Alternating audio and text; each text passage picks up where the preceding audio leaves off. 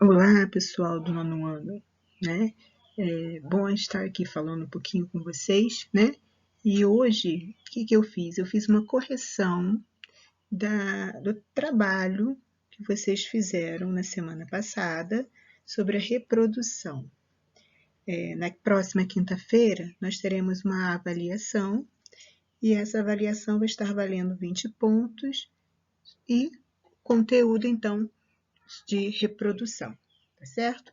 Então, vamos aí à correção e, ao mesmo tempo, vou estar reexplicando, então, a matéria para vocês. A questão número 1 do trabalho fala um pouquinho sobre a questão dos gêmeos, né? Dos idênticos e dos gêmeos fraternos. O que vocês viram lá nos textos de vocês? Que os gêmeos idênticos eles vão se formar a partir da união de um único óvulo e um único espermatozoide.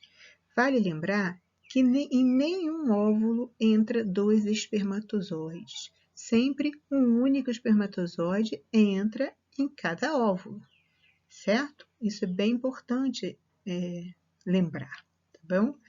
Depois que o óvulo, então, for fecundado, esse único óvulo e esse único espermatozoide forem fecundados, eles vão, por acaso, né, se partir. Pode se partir em 2 ou até em mais. Claro que quanto maior a quantidade, né, maior a dificuldade disso acontecer.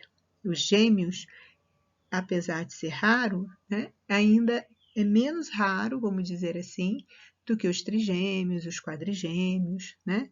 Então, todos os gêmeos idênticos são formados por um único óvulo e um único espermatozoide que, depois de se unir, se parte. Já os gêmeos fraternos, embora cada óvulo só entre um espermatozoide, os gêmeos fraternos são formados, então, como? São formados por 2 ou mais óvulos que vão ser fecundados por um espermatozoide. Então, no caso dos gêmeos, nós teremos 2 óvulos e em cada óvulo entra um espermatozoide. Nós teremos, então, os gêmeos fraternos, são gêmeos diferentes, são óvulos diferentes, espermatozoides diferentes e pessoas bem diferentes também, em alguns casos.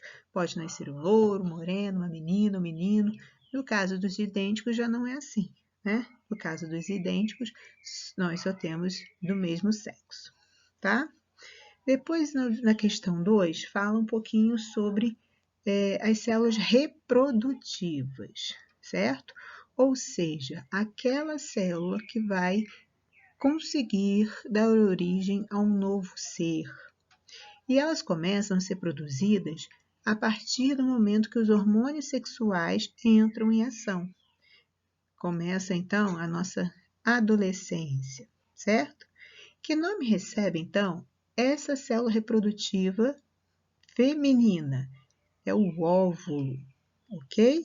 Ele se encontra nos ovários, né? Temos 2, então, nos ovários. Então, dentro de cada ovário, existe uma certa quantidade de óvulos. E todos os meses, um óvulo vai sair, né? Vamos dizer assim. Ele vai crescer o suficiente para ser lançado para as tubas uterinas para ser ou não fecundado. No caso dos gêmeos, como estávamos falando acima, dos gêmeos fraternos, quer dizer que a mulher liberou mais óvulos durante aquele mês e que em cada óvulo entrou então um espermatozoide. Isso é possível. Então a mulher normalmente libera um óvulo, mas pode liberar mais de um. O nome da célula reprodutiva masculina é o espermatozoide e ele se encontra então nos testículos, né?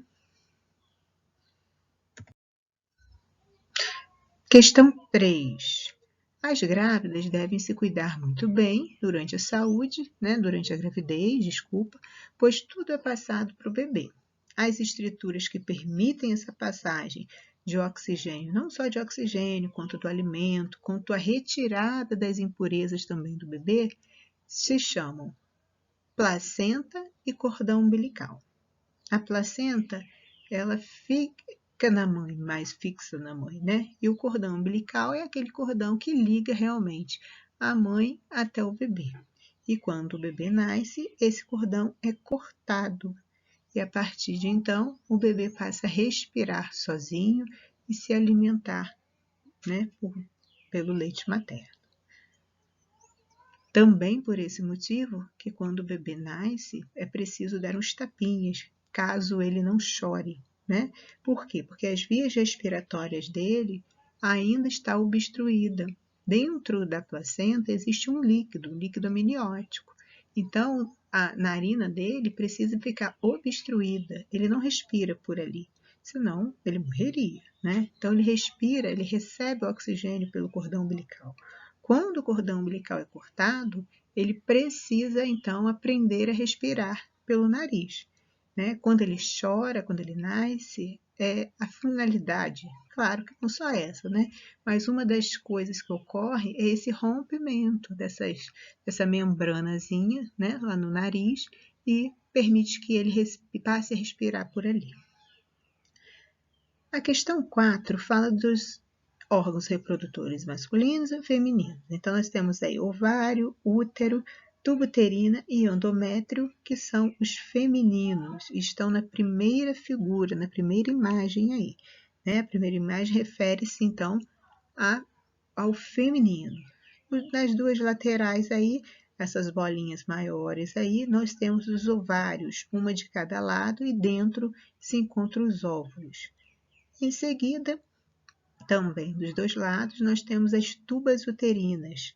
É neste local que o bebê pode ser fecundado. Pode não, né? Será fecundado. Caso ele, entre espermatozoide, ele será fecundado aí. Ele não é fecundado no ovário, ele não é fecundado no útero. Ele é fecundado nas tubas uterinas, também conhecidas como trompas de Falópio. Mas no meiozinho aí, nós temos o útero, onde o bebê vai crescer, né, vai se desenvolver. Depois que ele é fecundado nas tubas uterinas, ele vai para o útero, onde vai ser fecundado, vai crescer e vai se desenvolver. À volta aí desse útero, nós temos o endométrio. É aí que se encontra aquela quantidade de sangue, né, que sairá durante a menstruação. Todos os meses, então, a mulher libera uma certa quantidade de sangue, justamente para fazer uma limpeza no seu organismo e ele se preparar novamente para uma possível gravidez, né? Uma possível fecundação, porque, na verdade, ele se fixa nessa parede aí, né? Então, normalmente, as mulheres, quando engravidam, né, não menstruam, justamente para o bebê ficar fixo aí e mais seguro. Masculino, então, nós temos o canal deferente, vesícula seminal, próstata e os testículos. Esse está mais tranquilinho da gente ver que está numerado, né? O número 1 é o pênis, o número 2 é a uretra, que é o canal por onde sai a urina e o esperma. No caso da mulher, ela também tem a uretra, fica por dentro da vagina, né? E no caso dela, libera a urina. A questão 3 é a próstata, né? Onde os homens precisam ter bastante cuidado aí, preocupação, né? Em relação ao câncer. Os 5 são as vesículas seminais. A próstata e as vesículas seminais, elas produzem um líquido que vão nutrir, né? Vão deixar mais forte, né, os espermatozoides para que eles possam nadar e chegar aonde ele precisa chegar, que são nas tubas uterinas para a fecundação. O 4 são os canais deferentes ou ducto deferente. Eu tinha esquecido de falar, eu pulei, né? O 6 são os testículos, onde se produzem os espermatozoides, é onde ficam os espermatozoides. E o 7 é a bolsa escrotal. A questão 5 também pode dar uma observada, né, na questão anterior. Pergunta, então, o nome do órgão que produz os espermatozoides. Nesse caso, seriam os testículos, tá? E o epidídimo, ele armazena, ele guarda, né? Tem muita gente que fala que seria nos testículos e às vezes a gente nem dá muito errado. Por quê? Porque, na verdade, o epidídimo ele se encontra nos testículos, acima dos testículos, né? Mas o que é correto de se dizer é que seria no epidídimo que ele fica guardadinho. O testículo se produz, o epidídimo se armazena. E qual o nome do órgão que ocorre a fecundação? No caso da fecundação, ela ocorre nas tubas uterinas, ok? Ou trompas de Falópio. É ali que o espermatozoide consegue, então, entrar no óvulo. O nome que recebem os órgãos representados pelos números 2 é uretra. 9 eram os ovários, onde estão dentro os óvulos, né? Canal deferente no 4 e o 11 é o útero. Responder rapidinho é o período em que o bebê permanece dentro do útero. 9 meses é a gestação. Na verdade, é em média. Não é verdade? Em média, pode ser que o bebê nasça com 8 meses, com 7 meses, né? Mas, em média, o correto seriam os 9 meses. Quando não ocorre a fecundação, o óvulo, então, é eliminado, jogado fora. Nesse caso, vai acontecer a menstruação.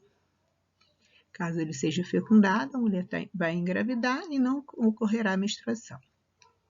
O nome dado à expulsão do óvulo do ovário, saindo do ovário em direção às tubas uterinas, é a ovulação. O bebê se desenvolve no útero e essa última questão é meio duvidoso em alguns sentidos, né? Porque no terceiro ou quarto mês é 100% de você saber. Isso, gente, mas antigamente, né? Hoje em dia, para a gente saber o sexo, né, do bebê através da ultrassonografia. Hoje em dia já existem testes para se saber o sexo do bebê antes. Mas como eu estou falando do exame da ultrassonografia, lá para o terceiro ou quarto mês. Se fosse através de um exame de sangue, por exemplo, que já existe, eu conseguiria saber antes, tá? Mas como eu coloquei ultrassonografia, eu coloquei terceiro ou quarto mês. O 7, vermelho, então, o que ocorre de mudanças nas meninas, que é a menstruação, liberação de óvulos. De azul nos meninos, né? Voz mais grossa ou mais grave, a massa muscular também aumenta e os pelos mais grossos ocorrem tanto em menino quanto em menina. E por último aí, canal que sai a urina tanto no homem quanto na mulher é a uretra, ok? Bom, espero que ajude para que vocês possam estar estudando um pouquinho mais para a nossa avaliação de quinta-feira. Um grande abraço.